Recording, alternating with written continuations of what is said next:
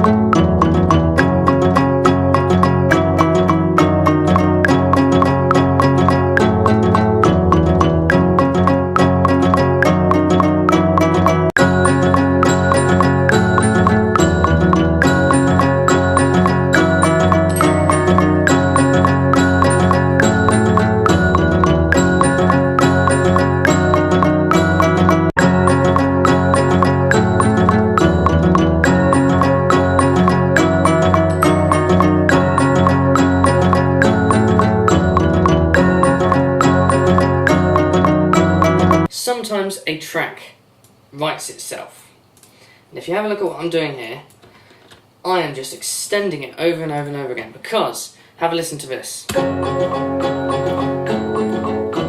It's not very inspiring yet, I'll admit, but the tonality of it all is quite interesting. So what I'm going to do is I'm going to play over the top of it using this.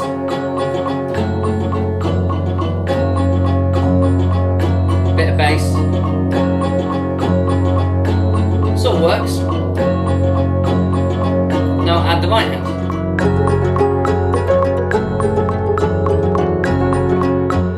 And suddenly we've got something.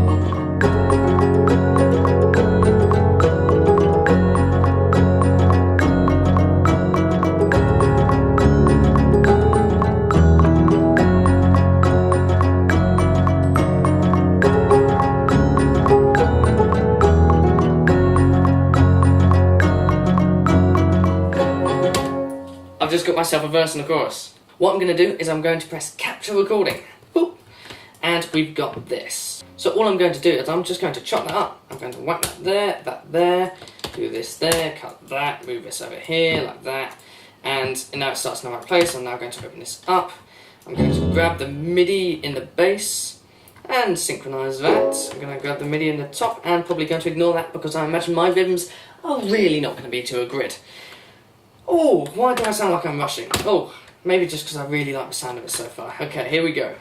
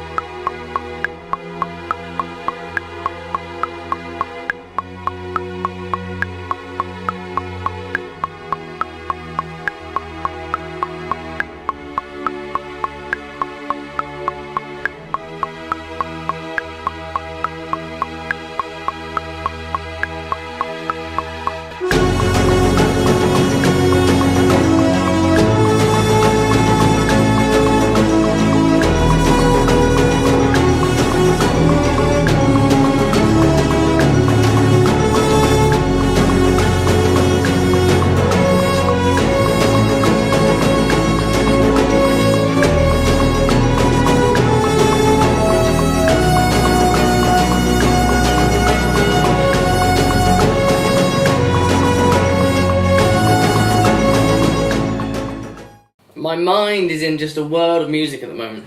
Hence why I didn't say a single word. But I thought I'd go through a little bit about what I did. So you're just, I mean, you got the cool bit, you got all everything building up and the progress. But what did I do in that hour to create that size? So I started off with the mini student butterfly, and that's in Keyscape. If I bring that over here, if you have a look at this, I've never used it before in my life, and that's the point. It's creativity. It's finding something brand new and shaping that sound, shaping your creativity even, to the sound that's created. So I chose that, and came up with this little rhythm. It's not particularly complex, but it gives me a good bass line to work around. Next up came the toy piano with a Glock dimension. This one, very much a glockenspiel on the top. Sorry, quickly going to interject with this awful audio announcement. My mic just died. So that last thing you heard was the last bit of quality audio you're going to get from me. The sound of the Mac is still there, so you'll still get the music and the power, but I'm going to have to use my camcorder audio. I'm sorry. So, back to whatever I was saying, but this time with worse audio. So together. Cool. Now we add the grand distant toy piano. This sounded spooky, it sounded atmospheric, it sounded deep, and it sounded a little bit warm. Okay, not so much warm. It's got a natural feel, it's organic, but it's just all ethereal. It's quite nice. So that's the underlying layer, that's the pad, created by what would normally be just an organic instrument played much higher, I assume. I mean, given the size of the piano, I don't really think it could create such a low sound. But then, of course, we had the main instrument here. We had the upright innocence, and this just created everything. It's a combination of an upright piano and this classic, I guess, child's piano, maybe? And the combination of the two don't sound incredible, but it has a tone to it, it has something, it has this, I can't even describe it. It's, in my head it's almost woody, but it's not quite. It's got a buzz, a little bit of metallic, but again not quite. It's like a mesh. And it's a perfect instrument in combination with all these other bright ones, these sharp ones for high attack. And it's a nice contrast. So I put them together.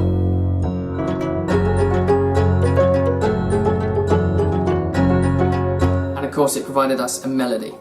Moving on to the chorus, the melody came straight away again, same instruments. But now you hear the glockenspiel is just doing that.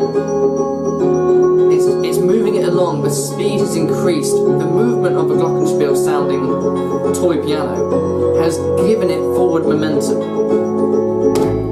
So then we go back to our verse, then we have another chorus where we start to introduce instruments we know of from before. So we got a few strings with the violin, violas and cellos. Using the same chords, but it just builds.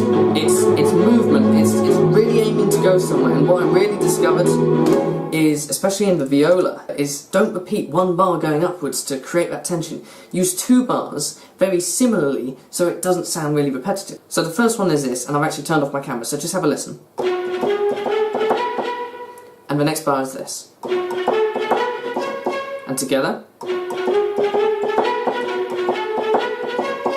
So in those two bars it's moved up by a tone, and then it falls back down in the next bar, but the continuous movement makes it feel like it's rising, much like, I don't know, maybe a shepherd's tone would. Combine that with some heavy percussion and some bass for that depth, that low area sound, and you've got this just driving force. So the real idea behind the rhythm was to start with a main pattern and then decorate around that with stuff that would join in and out accordingly based on sort of what it sounds like. So we got this.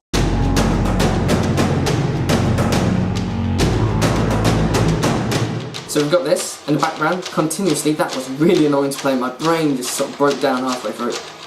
Hence why it's looped. So that was the partner to the first one. You can see the gaps being left. And then the first one with it.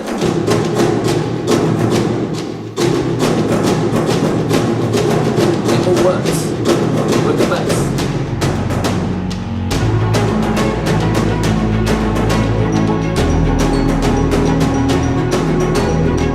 And of course, it's not mixed yet. We got to the bridge, and it needed to drop back. It needed a little bit of respite before we blow it out of the water in the next chorus.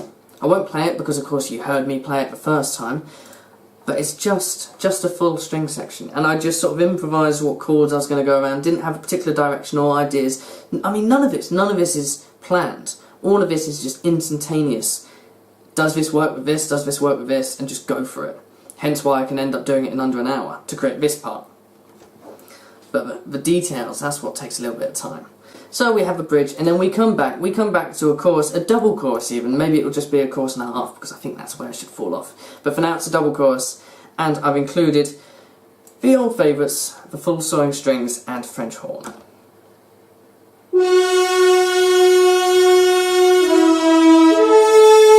That is just blasting, it's so loud, it's crazy, but together.